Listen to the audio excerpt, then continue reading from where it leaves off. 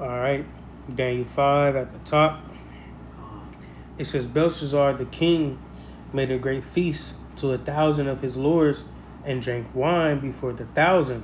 Right, so Belshazzar, all right, in some cases they believe he was the son of Nebuchadnezzar, but he was the son of, I think it was Nabonidus.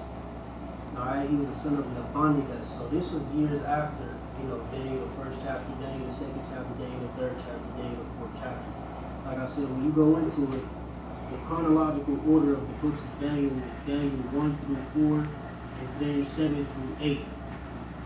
From 7 through 8, then it goes 5 through 6. So this is pretty much at the end of the Neo-Babylonian Empire's reign. So this is right prior to the end of the Neo-Babylonian Empire being taken down by the Medo-Persians. And when you go down the line in this chapter, that's when you know, concerning the prophecy, the writing on the wall, when he interprets or he breaks down what the words mean, to Belshazzar. All right.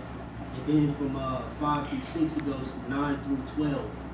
So that's the chronological order of the books of Daniel in the script in the book of Daniel. Just so Jay know. You know what I'm saying? But you got it, bro. Right, so like I said, Belshazzar was the son of Nabonidus. Nabonidus. Yeah. The eldest son. Yep. Which Nabonidus was not a king. Belshazzar was not a king. Nabonidus was the last king of Babylon. Yeah, the last king. Technically. It says it. Yeah, Belshazzar was the prince, his son. Mm-hmm. So pretty much he inherited the throne of his father, prior to the end. But Nabonidus was the last, ruling king of Babylon the Great. Alright? But you got it, bro. Just so you understand who this man is. Mm-hmm. So he had a feast, for his nobles, etc. You got it, bro. Come. Daniel 5 verse 2, it says, Belshazzar, whilst he tasted the wine, commanded to bring the golden and silver vessels which his father Nebuchadnezzar had taken out of the temple which was in Jerusalem, that the king and his princes, his wives, and his concubines might drink therein. Right. This nigga was proud as hell, and we understand, that, pretty much this happened in 605 AD, or the beginning of that. All right, 605 AD when Nebuchadnezzar came on the scene, his first invasion. He took he ransacked the temple, etc. Took the nobles, etc. All right, and he had 3 invasions. Do you BC. remember those dates? The 3 invasions. Right. It was 605, 597, and 587 BC. Mm-hmm. He besieged the land of Jerusalem. Real quick jump. Somebody grab 2 Kings 24 just to get a brief history on that. 2 Kings 24, just real quick, so we understand what we're reading and how at this time Belshazzar acquired these things from the temple. Let me start at the top. Yeah, come.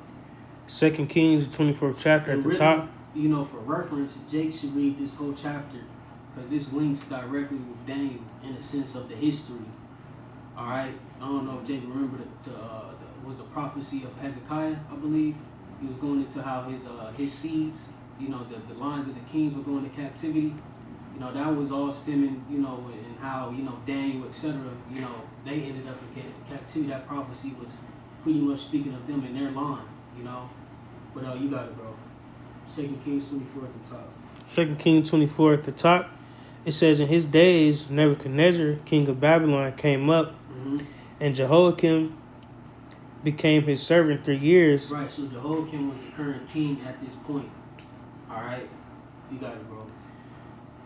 Then he turned and rebelled against him, and Yahweh sent him bands of the Chaldees, and bands of the Syrians, and bands of the Moabites, and bands of the children of Ammon, and sent them against Judah to destroy it, according to the way of Yahweh which he spake by his servants, the prophets. Yep.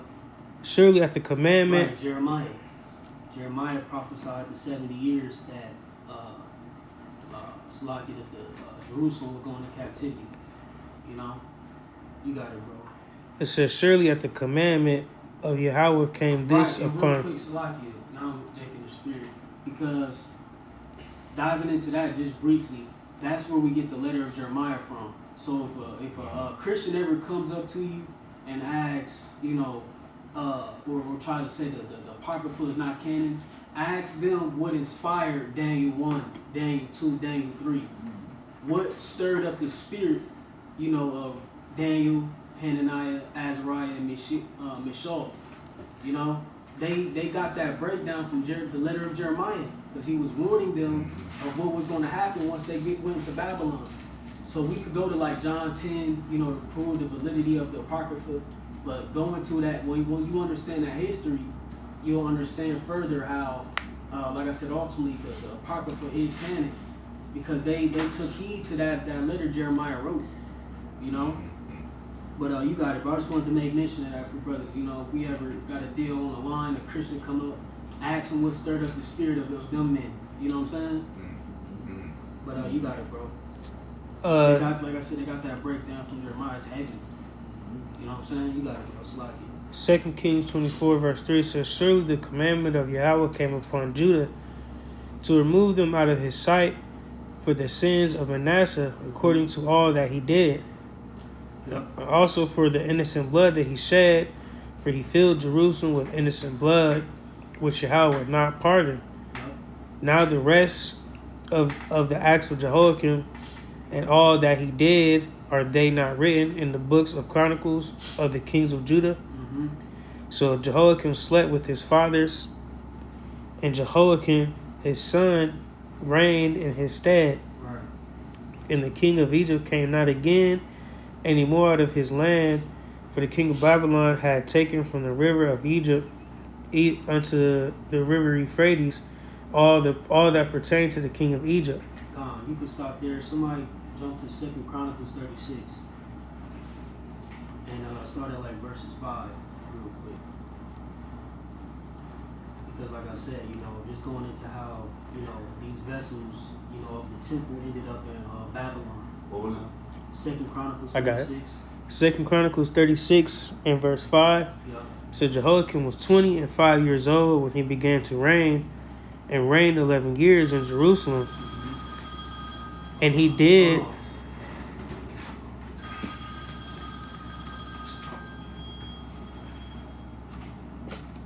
Yep. And he did that which was evil in the sight of Yahweh his God. Yep. Against him. You just read up on that. 2 Kings. You got it. Against him came up Nebuchadnezzar, king of Babylon, Yep. and bound him in fetters to carry him to Babylon. Yep. Nebuchadnezzar also carried the vessels of the house of Yahweh to Babylon, and put them in his temple at Babylon. See, so that's how this is the history on that. When you like we're going into this Daniel 5, Belshazzar, he went, you know, acquired things that were stolen from Nebuchadnezzar, you know, out of the temple in Jerusalem. So Right. this is that history. This is how those vessels got there. You know, 605 BC, and you know, like I said, it was 3 BCs. 605, 597, 587. And then when you go into 2 Kings, the 24th chapter further, you know, real quick, jump back to that 2 Kings 24. It goes and pretty much tell you, because it was 3 kings who were ruling, you know, in these 3 different besiegings. One in 605, you know, with Jehoiakim, then Jehoiakim died, and then his son reigned, you know, it was set up next in line to him, all right, which is Jehoiakim, all right? And then after Jehoiakim, you had Zedekiah, who reigned. And, you know, after that, you know, after, you know, Jehoiakim, you know, rebelled, they came and besieged again, 587. And like I said, he reigned for a short time. It was like 3 months maybe. And then after Jehoiakim reigned for his short time, and the Jerusalem got besieged again, he set up Zedekiah in his stead, which was his uncle. All right, and then he rebelled, and then that's when 586, 585 besieging happened. That's when he started, you know, going haywire. He, you know, burned the walls, you know, etc. You know. But just real quick, grab 2 2 Kings 24, start at 8. 2 Kings 24, verse 8, it said Jehoiakim was 18 years old when he began to reign. So this is that history. So like when you reading this is one chapter, but this is pretty much a period of 605, 30 odd years. So what's that? 597, 20 odd years. Yeah. You know what I'm saying? 20 odd years. So this whole chapter covers 20 years of history, pretty much, roughly. You know, you got it. 2 Kings 24, verse 8, it says Jehoiakim was 18 years old when he began to reign, and he reigned in Jerusalem 3 months. And his mother's name was Nehushta, the daughter of Elnathan of Jerusalem. And he did that which was evil in the sight of Yahweh, according to all that his father had done. Mm-hmm. At that time, the servants of Nebuchadnezzar, king of Babylon, came up against Jerusalem, and the city was besieged. Yep, so this is the second time the city had got besieged. You got it. And Nebuchadnezzar, king of Babylon, came against the city, and his servants did besiege it. And Jehoiakim, the king of Judah, went out to the king of Babylon, and his mother, and his servants, and his princes, and his officers. And the king of Babylon took him in the 8th year of his reign. Mm-hmm. And he carried out thence all the treasures of the house of Yahweh, and treasures of the king's house, and cut it. The 8th year of Nebuchadnezzar's reign. 605 to 597, that's 8 years. So in the 8th year of Nebuchadnezzar's reign, that's when he came and, handled business dealing with Jehoiakim. You got it, bro. It says, and cut in pieces all the vessels of gold which Solomon, king of Israel, had made in the temple of Yahweh, as Yahweh had said. And he carried away all Jerusalem, and all the princes, and all the mighty men of valor, even 10,000 captives, and all the craftsmen and smiths. None remained, save the poorest sort of the people of the land. See? So like I said again, just for the point, this is how those vessels got into Babylon. Alright, through the besiegings of Jerusalem. But Jake can jump back to that Daniel 5. So Daniel 5 and verse 3 again, it says, then they brought the golden vessels that were taken out of the temple of the house of the Most High, which was at Jerusalem. Yep. And the king and his princes and his wives and his concubines drank in them.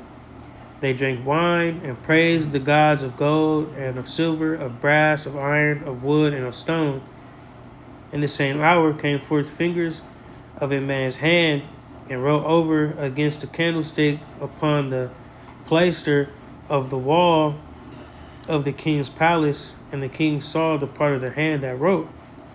Then the king's countenance was changed, and his thoughts troubled him, so that the joints of his loins were loosed, and his knees smote one against another. Yeah, he was scared as shit. You know what I'm saying? He seen a hand, come and write these words on the wall. You know? You know what I'm saying? Yeah. So the Heavenly Father through the Spirit did some supernatural shit. You know what I'm saying? And bugged him out. He said his joints.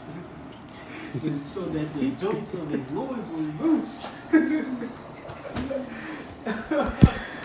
was troubling, man. Not need. Why? Because of the pride that this man had acquired. You know what I'm saying? Like you said, they drank wine and praised the gods of gold and of silver, of brass, of iron, of wood, and of stone. And then, like I said, when you go down further, it's gonna make the point. You know what I'm saying? Like he ain't take heed to what happened to his forefather Nebuchadnezzar. But you got it, bro. Verse 7, it says, the king cried aloud to bring in the astrologers, the Chaldeans, and the soothsayers. And the king spake and said to the wise... Jake went over that last week. Mm-hmm. We understand that these Chaldeans, soothsayers, astrologers, etc., were the wise of, the Neo-Babylonian Empire. Mm-hmm. They, had, power on the left-hand side. Yeah. But you got it, bro. And the king spake and said to wise men of Babylon, whosoever shall read this writing and show me the interpretation thereof shall be clothed with scarlet and have a chain of gold around his neck, and shall be the third ruler in the kingdom. Right. So, again, he's acquiring, for one answer, concerning this matter. You know, Lord, Yep. you know, once again, you know, it's a recurring thing. You know, once again, you know, showed himself through the Spirit. You know, and had, you know, put fear into the, you know, the powers that be at this time. You know, and now they're acquiring, you know, their left hand energy, etc. But you got it, bro. It says, verse 8, then came in all the king's wise men, but they could not read the writing, nor make known to the interpretation thereof. Yep. Then was King Belshazzar greatly troubled, and his countenance was changed in him, and his lords were astonished. Now the queen, by reason of the words of the king and his lords, came into the banquet house, and the queen spake and said, O king, live forever. Let not thy thoughts trouble thee, nor let thy countenance be changed. There is a man in thy kingdom, on whom is the spirit of the holy gods, and in the days of thy father light and understanding and wisdom. Like the wisdom of the gods was found in him, whom the king Nebuchadnezzar, thy father, the king, I say, thy father, made master of the magicians, astrologers, Chaldeans, and soothsayers. For as much as an excellent spirit and knowledge and understanding, interpreting of dreams and showing of hard sentences, and dissolving of doubts, were found in the same Daniel. Right, so she put him on game. You know, she understood the history concerning Daniel, how he was able to break down dreams, Yeah. you know, etc. for the, you know, the kings and rulers before his time. You know, and it's like I'm trying to look at the mother's name. I think it's like Nicholas or something like that. Jake, confirm for me real quick the mother's name, the queen at this time.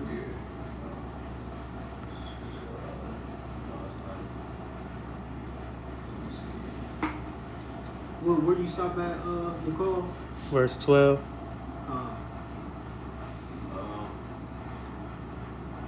No. Pretty much the queen was his mother. Hold on. Yeah, it's the mother. Yeah. Nitro Chris.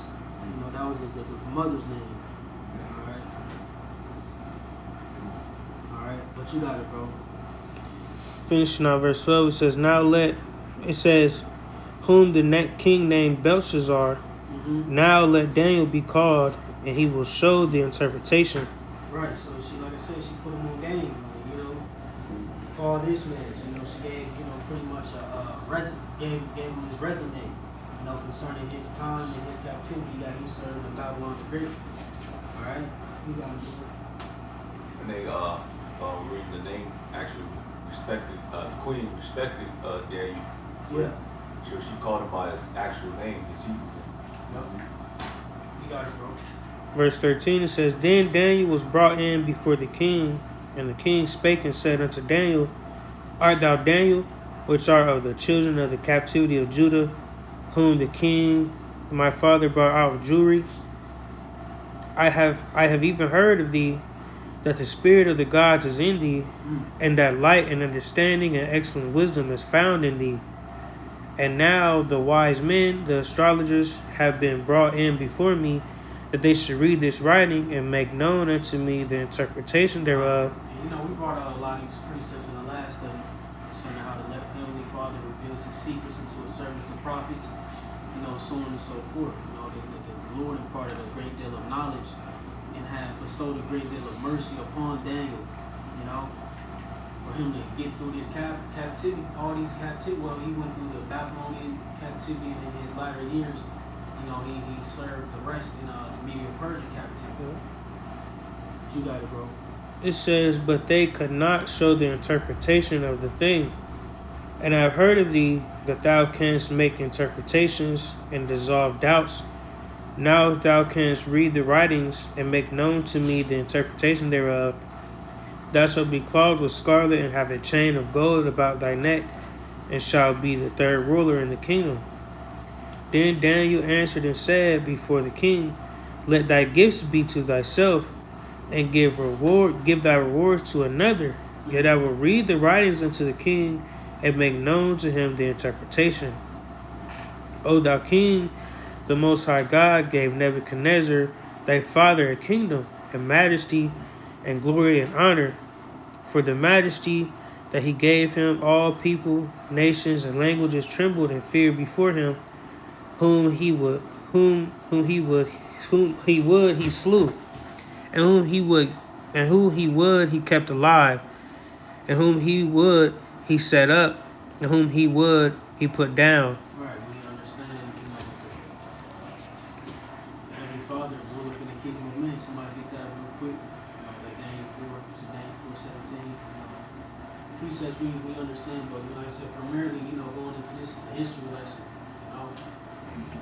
It's like Daniel 4:17. This matter is by the decree of the watchers and the demand by the word of the holy ones to the extent that the river may know that the Most High ruleth in the kingdom of men. Right, so he set up Nebuchadnezzar, all these ancient empires, the Heavenly Father set these things up. You see? It's pretty much bouncing off that verse 19. Give it to whomsoever he will and set it up over it the basis of men. Right, plain, you got it, call. Verse 20. Yep.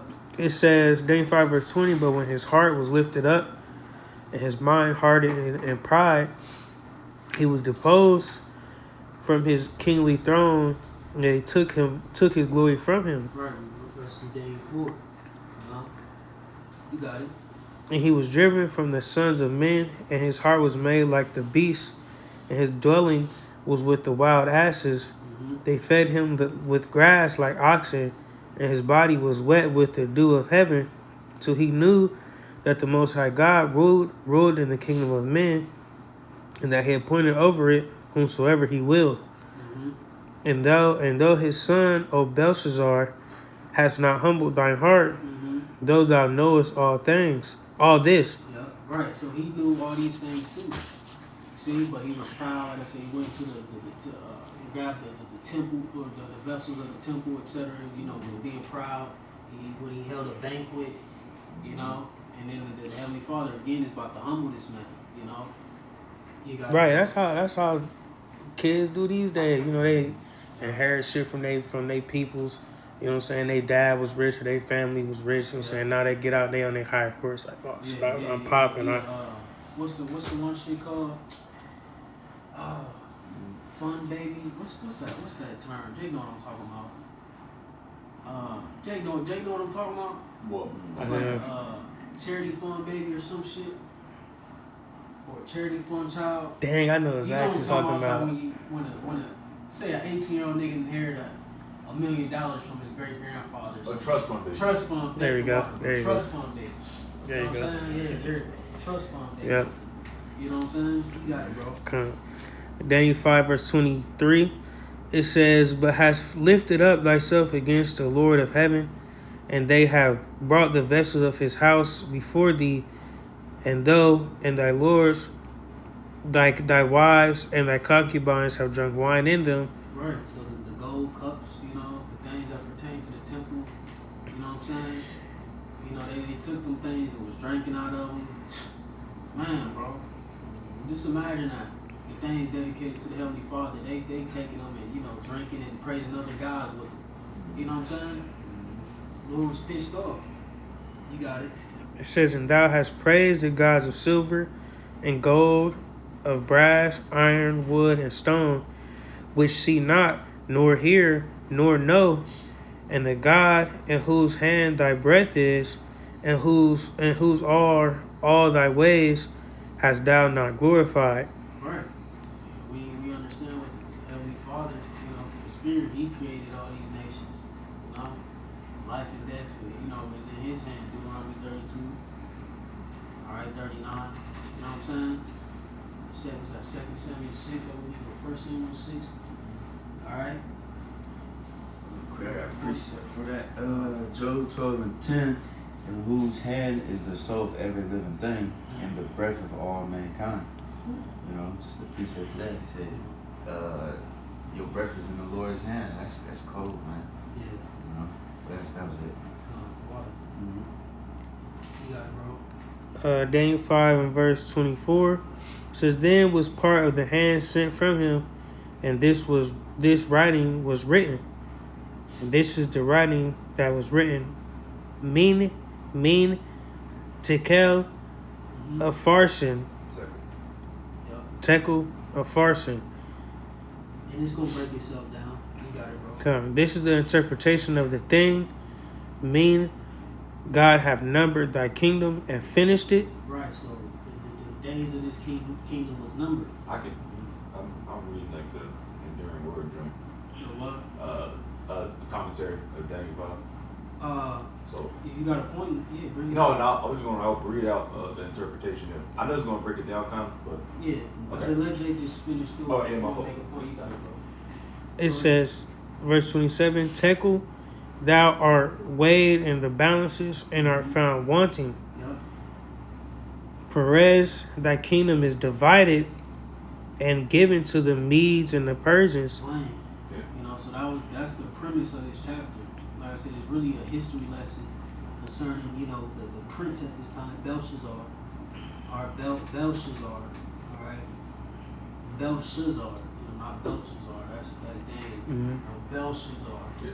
all right? And you know how he waxed proud, you know, and the Heavenly Father humbled him, you know? And, you know, he had the writing on the wall, which, you know, he sought for the astrologers, the Chaldeans, etc., the soothsayers to interpret. But again, once again, Daniel comes to the scene through the spirit of power, Yahweh Shemau Shai, and delivers this message, you know? Well, interprets this message, okay? But you got it, bro. Verse 29, it says, Then commanded Belshazzar, and they clothed Daniel with scarlet and put a chain of gold around his neck and made proclamation concerning him that he should be the third ruler in the kingdom. Right, so, you know, Daniel jump rank, all right? You see? And just real quick, read down, just finish out, and then we just get a little history on, you know, Darius and Cyrus, you know? All right, verse 30, it says, In that night Belshazzar the king of the Chaldeans slain, and Darius the Median took the kingdom, being about 62 years old. Right, now it's pretty much around 62. 62. 60, right? Yeah. 262. right, you know, so, you know, that was pretty much roughly around 538 BC, all right? 538, 539 BC, which ultimately Cyrus the Great succeeded Darius, all right, because you pretty much had, you know, these two kingdoms that merged together in a sense. You know, you had the Medes who you know, pretty much, how can I say this? Come out of the Babylonian Empire, so to speak, all right, which it says Darius succeeded, you know, of the Medes succeeded. All right, but ultimately, you know, we understand according to what's that Daniel 8, how the Medial Persians or the Persians, you know, rose, you know, greater. Somebody get that real quick about the goat at two horns, real quick.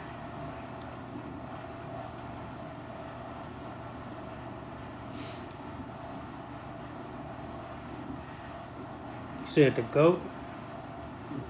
It's a ram. It's a ram. Yeah. I got it. Daniel 8:6. And he came to the ram that had two horns, which I had seen standing before the river, and ran into him in the fury of his power. And I saw him come close unto the ram, and he was moved with choler against him, and smote the ram, and brake his... Start at verse 3. Yeah, start up. Verse 3. Then I lifted up mine eyes, and saw, and behold, there stood before the river a ram, which had two horns, and the two horns were high, but one was higher than the other. Going to the Medes and the Persians, all right? Like I said, you know, through Cyrus, all right, the Persian Empire excelled, all right?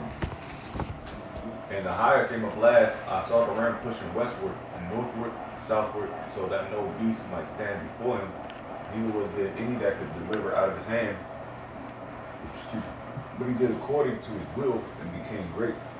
And as I was considering, behold, an he-goat came from the west on the face of the whole earth and touched not the ground. And the goat had a notable horn between his eyes. And he came unto the ram that had two horns, which I had seen standing before the river, and ran into him in the fury of his power. Yeah, right. So pretty much we understand that's concerning Alexander the Great. All right, in the Greek Grecian Empire that followed after the Medo-Persian Empire. You know. So pretty much that's it, man. Like I said, it's really a history lesson through the spirit. You know what I'm saying? Again, the Heavenly Father taking pride from a man. Alright, in this case, Belshazzar. Alright. And just like I said, tying this in history concerning, how those vessels got to, Babylon. I think that was something good to, tap into so Jake understand what they're reading. You know what I'm saying? And then understand the history behind it. But like I said, again, dealing with Darius, some sources say that, the Darius, the mean was Cyrus, but we know that Cyrus, ultimately spearheaded, the full conversion of the full taking down of Babylon the Great. We read about Cyrus as well. It was at Ezra 4 or Ezra 1. Yeah, Ezra 1, first chapter. Yeah, Ezra 1. Jacob.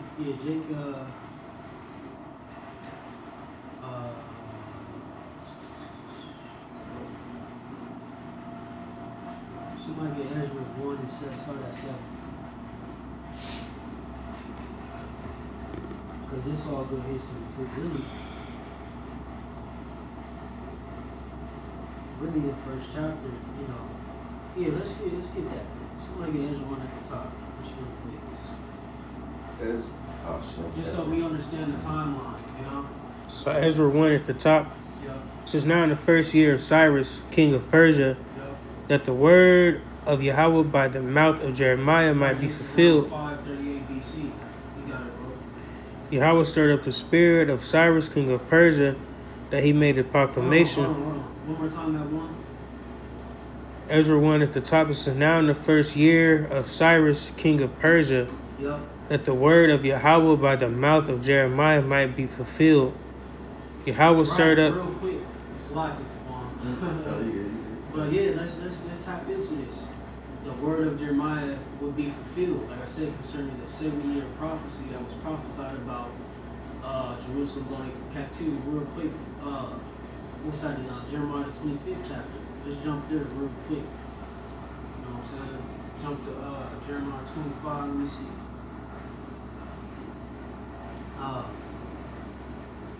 Start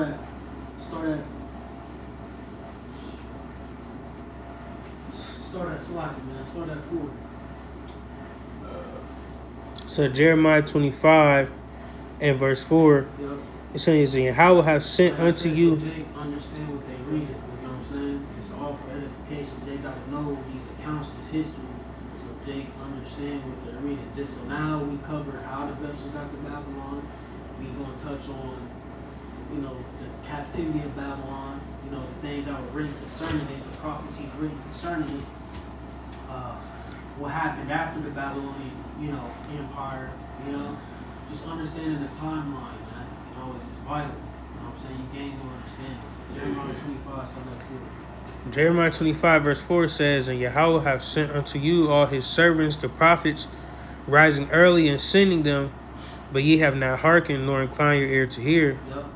They said, turn ye again now, every one from his evil way, and from the evil of your doings, and dwell in the land that Yahweh hath given unto you and to your fathers forever and ever. Yep. And go not after other gods to serve them and to worship them, and provoke me not to anger with the works of your hands, and I will do you no hurt. Yep. Slacky. So this Jeremiah, just cussing Jake out. You know what I'm saying? Jake being rebellious. And this was the after effects of Jake's rebellion. Go ahead. It says, yet ye have not hearkened unto me, saith Yahweh, that ye might provoke me to anger with the works of your hands to your own hurt. Therefore, thus saith Yahweh. This was the cause and effect, man. One more time on that 6. Jeremiah 25 verse 6 says, go not after other gods to serve them and to worship them, and provoke me not to anger with the works of your hands, and I will do you no hurt. Yet ye have not hearkened unto me, saith Yahweh, that ye might provoke me to anger with the works of your hands to your own hurt. To your own hurt, bro. Now look, we in Babylon the Great. Saudi. Through. Saudi is far, bro. That man is. That's why the time Jay gotta read, bro. This is heavy, bro. Because we see this literally playing out in real time. You know, we were literally seeing the effects of something that stirred up thousands of years ago. A decision that was made thousands of years ago is still trailing behind us, bro. You know, you got it, bro. Verse 8. It says, "Therefore thus saith Yahweh of hosts, because ye have not heard my words, behold, I will send and take all the families of the north, saith Yahweh, and Nebuchadnezzar the king of Babylon, my servant, and will bring them against this land and against the inhabitants thereof, and against all these nations round about, and will utterly destroy them and make them an astonishment and an hissing and perpetual desolations. Moreover, I will take from them the voice of mirth and the voice of gladness, the voice of the bridegroom and the voice of the bride, the sound of millstones and the light of the candle. And this whole land shall be made a desolation and an astonishment, and these nations shall serve the king of Babylon 70 years.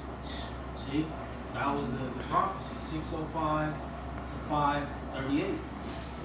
See, roughly 70 years. You know, just what, a few years older. You know? See how it all ties in and it links up. So now Jake understands what's going on, you know, concerning, you know, these statements concerning Jeremiah, you know, the temple, you know what I'm saying? Now we understand exactly what these things are talking about, you know.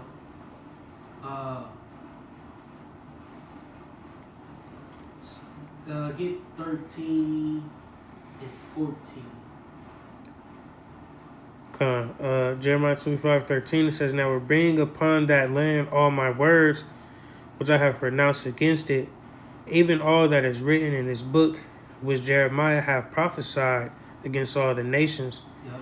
For many nations and great kings shall serve themselves of them also, and I will recompense them according to their deeds and according to the works of their own hands." See, playing. All right. But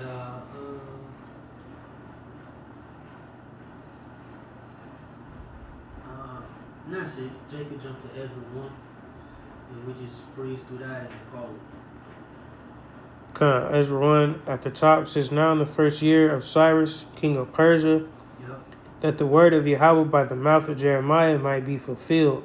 See, it was fulfilled that 70 years. Go ahead.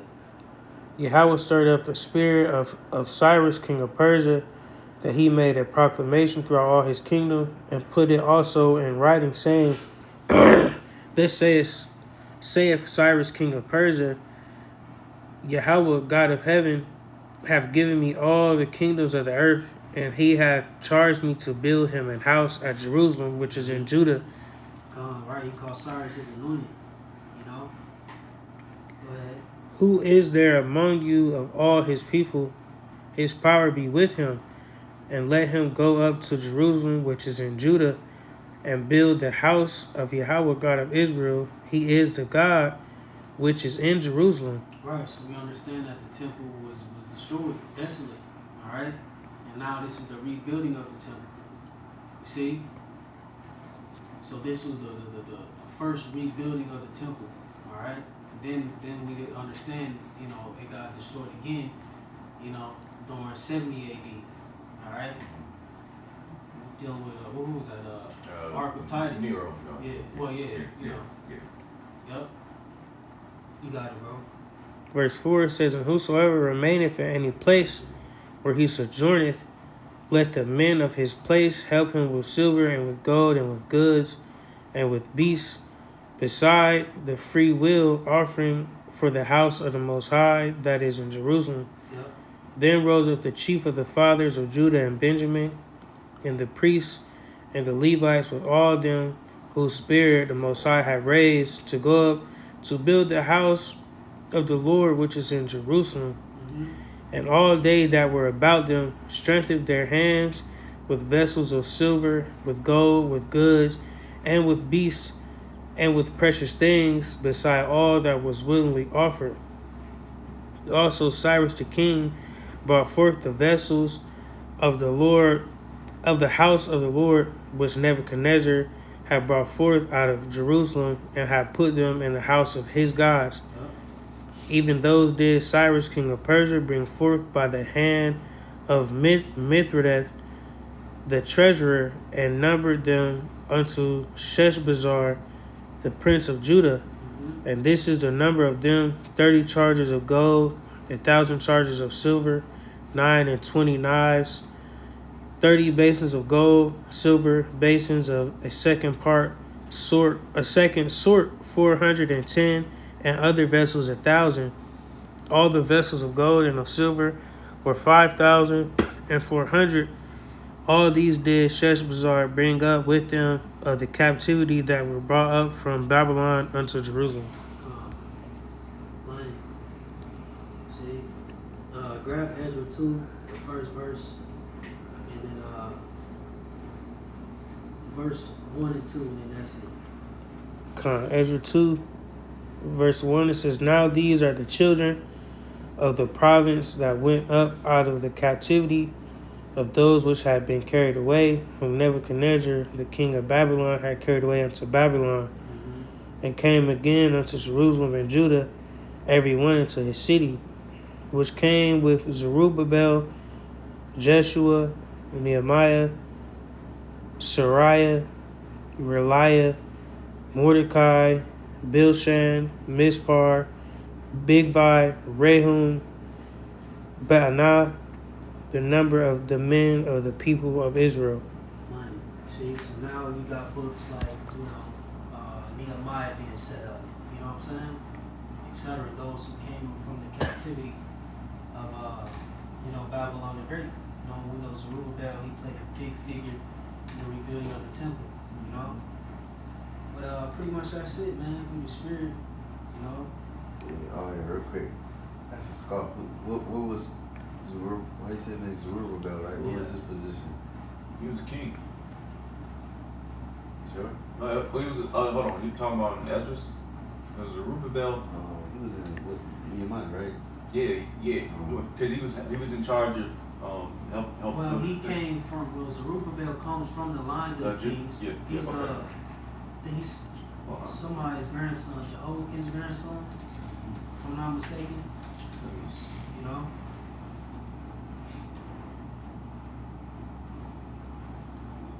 I think that means from Babylon too, right? Sown in Babylon.